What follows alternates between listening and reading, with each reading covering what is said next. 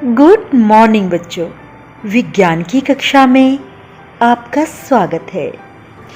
बच्चों, पिछली कक्षा में हम पृथक्करण की दो विधियों के बारे में जान चुके हैं। पहली विधि ठोस पदार्थों को ठोस से पृथक करना और दूसरी विधि अघुलनशील ठोस पदार्थों को द्रव से पृथक करना।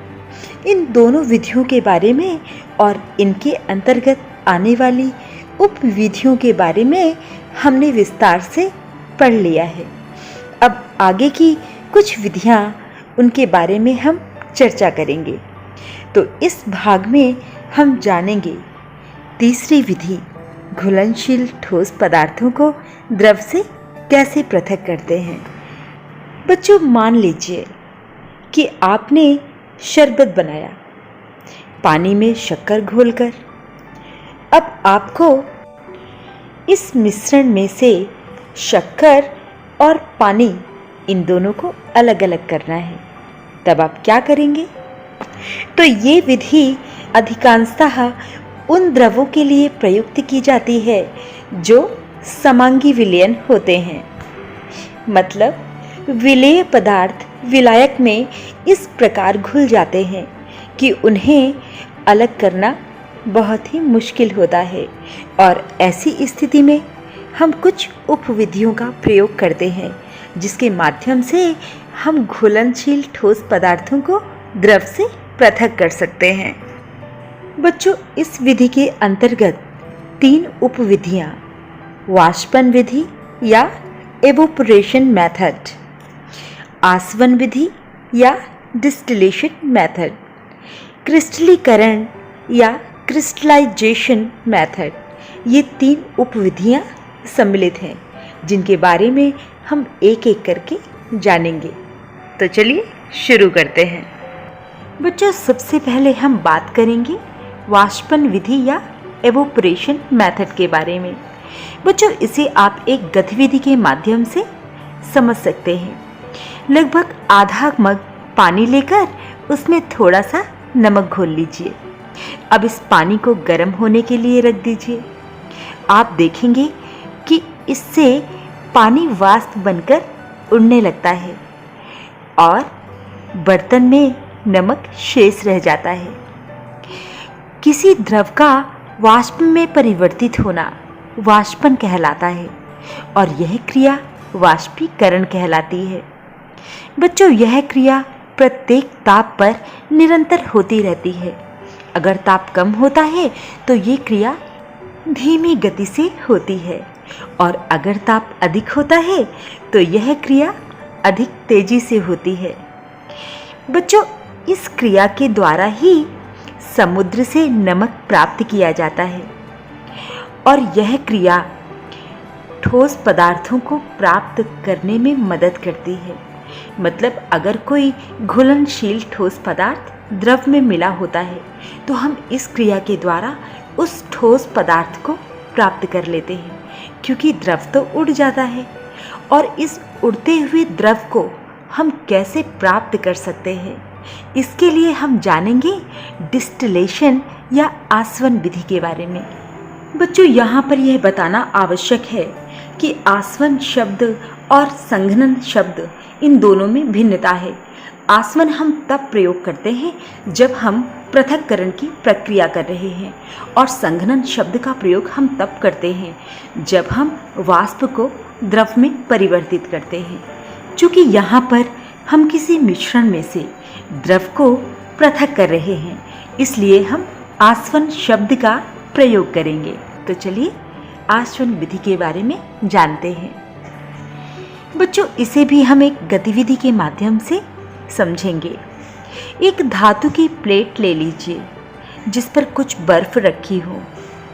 प्लेट को केतली की टोंटी के ठीक ऊपर पकड़िए। गर्म करने पर केतली का सारा पानी भाप में बदल जाता है। जब भाप बर्फ से ठंडी की गई प्लेट के संपर्क में आती है तो वो द्रव जल बन जाती है। यह द्रव बूंद बूंद बनकर बीकर में इकट्ठी हो जाती है। भाप की द्रव में परिवर्तित होने की क्रिया को ही संघनन कहते हैं। बच्चों, एक गतिविधि और है। कुकर को तो आपने देखा होगा। कुकर में माँ दाल, चावल ये सारी चीज़ें पकाती है। तो कुकर की सीटी आप निकाल दीजिए और उस सीटी में अगर आपके पास कोई पाइप हो तो उस पाइप को लगा दीजिए और उस पाइप को किसी एक बर्तन में डाल दीजिए। हम क्या देखेंगे? हम देखेंगे कि उस पाइप में से भाप ठंडी होकर दूसरे बर्तन में जाएगी और द्रव बन जाएगी। तो इस तरह हम भाप को द्रव के रूप में प्राप्त कर सकते हैं। तो बच्चों, किसी मिश्रण में से हम द्रव को पृथक करने के लिए उसे वाष्प में परिवर्तित करते हैं और उसके बाद उस वाष्प को द्रव में बदलते हैं। इसे ही डिस्टिलेशन मेथड कहते हैं।